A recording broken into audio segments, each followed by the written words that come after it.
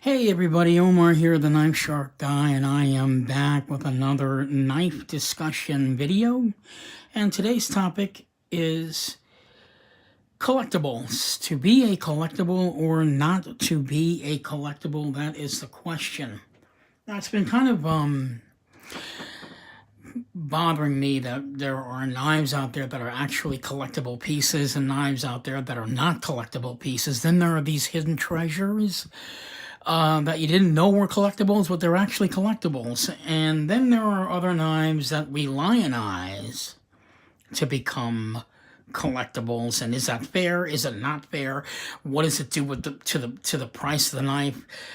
Where it toys on our emotions. You know, people are selling knives for $500-$600 when just a few years ago they were selling for like $59.99. I'm making an exaggeration, but that's what our topic is today. Now, in front of you see quite a few knives. Some of these are collectibles, some of these are not. I just did a video on this knife earlier. So this is the Frank Centofonte Ken Onion 1610. I'm going to take it out of the packaging here. So what do you guys think? You think this is a collectible or not a collectible? It is a collectible. This is actually a collectible that Kershaw has actually put out. And that's basically my point. There are collectible knives that are put out by the company. They say it's a collectible. It is limited edition. You can't get them for a very long time, and everybody's going to chew them up and get them and, you know, go pay the price that they would possibly pay for it just to have the knife in their collection. And that is fair. I just want to put that out there. Doing this kind of a thing is fair because the knife companies say, well, here's a new knife, we're going to put it out. It is limited edition, so grab one before they all go away. I think there's nothing wrong with that. It helps promote the company, it helps promote the company, it helps promote their future knives. Sometimes they do that to promote their future lineup of knives. For whatever reason, it's a limited edition, you want to make sure you get it. So that is what I like about when companies do it. What I don't like is this. So you guys have seen this knife on the video. This is the Spyderco Swish Bowie, and this knife is lionized by who? Nick Shabazz. As soon as the guy did like 3 videos on this knife and talked about it, the price for this knife hiked up. I don't want to put all the blame on him, but, you know, that's basically what happened.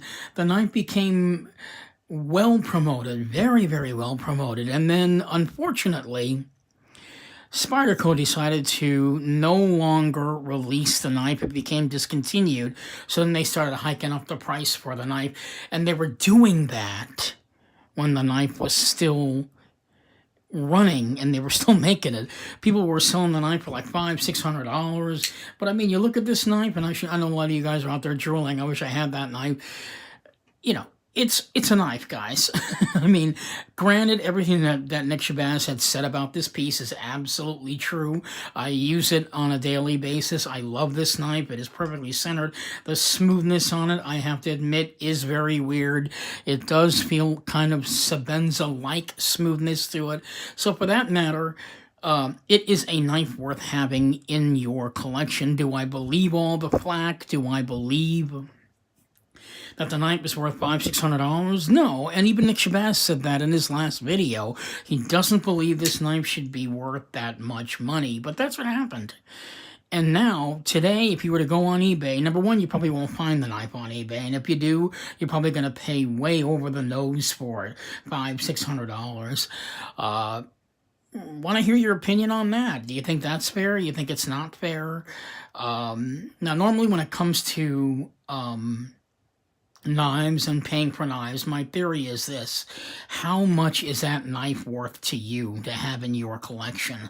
I think it's perfectly fair for anyone to sell their knife at any price they wish. It's not on them, that's on you as someone who wants to buy the knife. You could sit there and get angry about it. Why are you selling it for $600? You know what? That's on you. Do you believe this? Would you pay $500-$600 for a knife where a few years ago it was only, you know, maybe $220, $225, $270, and now they're selling it for $500-$600? Would you do that? I mean, if you're someone that is willing to pay $500-600 for a knife that you want to have in your collection, guess what? There's nothing wrong with that. There's nothing wrong with it. What I don't like is when people initiate that themselves. They try and push that concept on you by raising the price of the knife, by making you want the knife even more. It should be something that should happen naturally. I mean, someone puts a knife out there on eBay and sells it for $700. Want it? Take it. You don't want it? Don't take it. Someone out there is willing to pay that much for that knife, and that's my point. So anyway, let's get back to the discussion video. Some knives are collectibles, like the Frank Centofonte, and some knives aren't. Some knives that are collectibles you didn't even know were collectibles. How about this? Imagine Kershaw's only real custom knife made by one person. Check it out. This is the Kershaw Ricochet. Look at that. This is actually a custom knife, guys. This is Kershaw's only custom knife. Now, granted, this knife is not made by one person, but it is a knife that was made completely by hand. I mean, if you look at this piece, this knife is very, very expensive. I believe they only made 125 of these. I can't remember. I think they said it was 125 of these knives were ever produced, but the entire knife was not made by a machine. It was made completely by hand. Definitely Ken Onion had a hand in making this knife. I don't know if he was the only one that made the knife. It was probably made, or maybe, you know, the knife, all the parts were assembled by or made by Ken Onion. Someone probably put it together.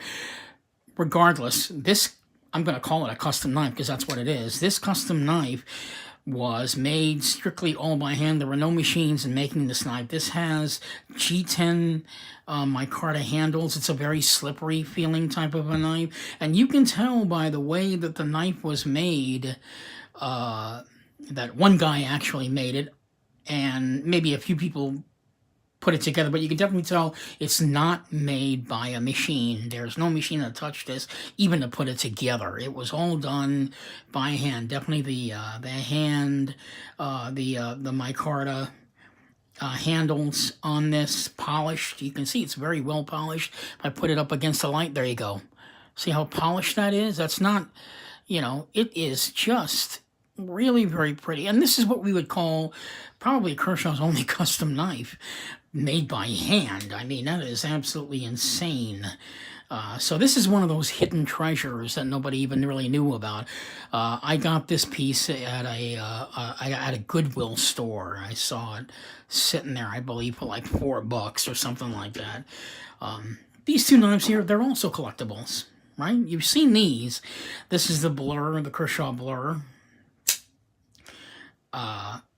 And it's called the Orange County Chopper line after the show.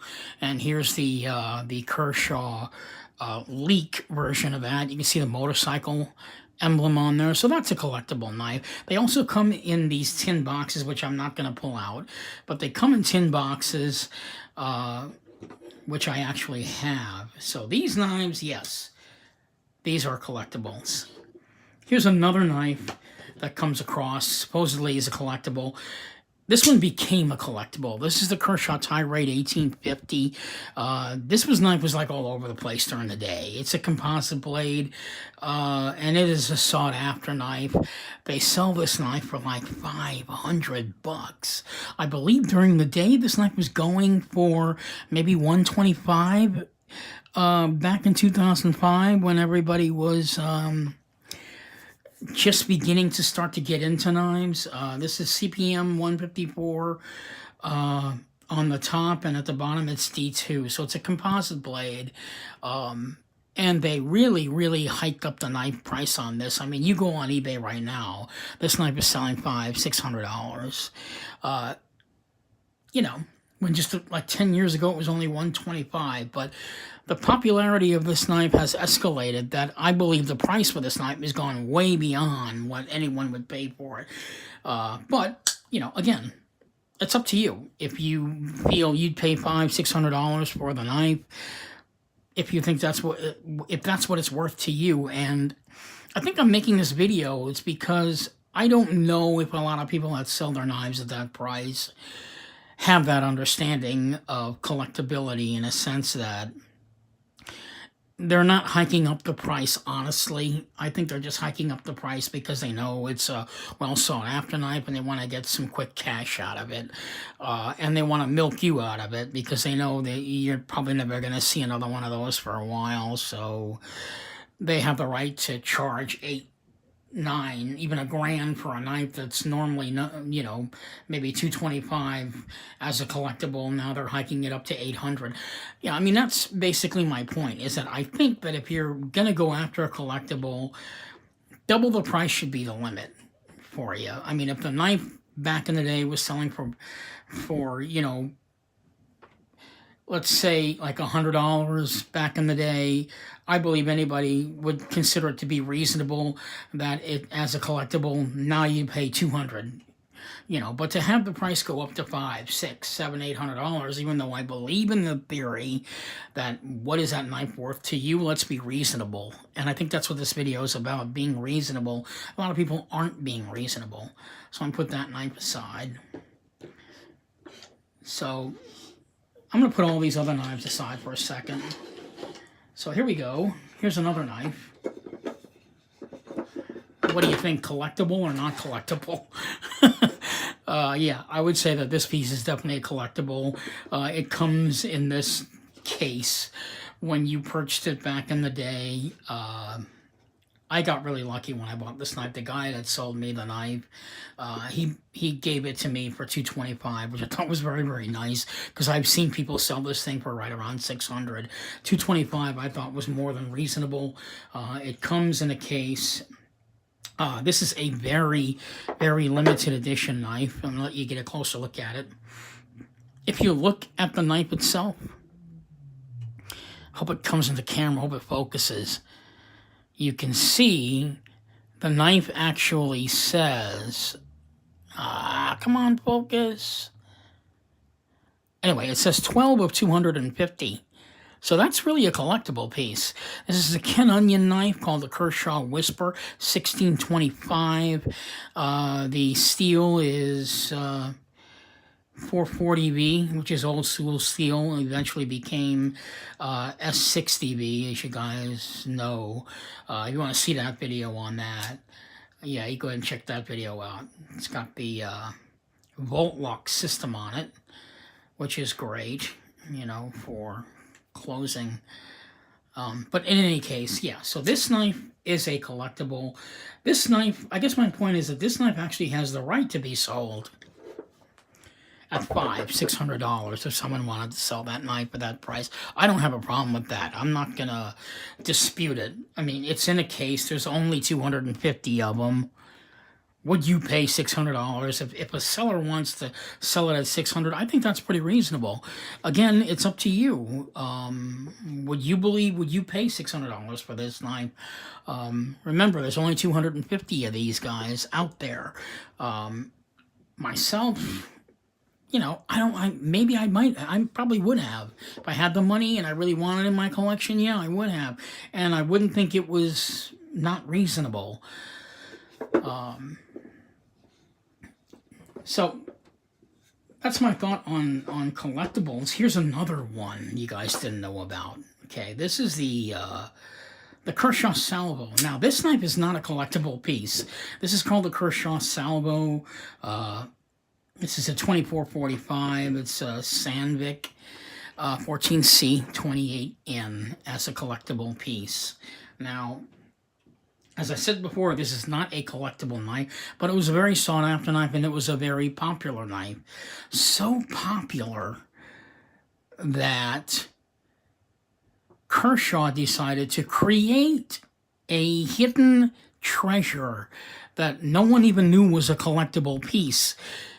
They had no idea that this knife even existed. I'm going to pull it out right now. This is kind of cool. Check that out. This is the Kershaw Salvo, guys, okay? This is the Kershaw Barrage.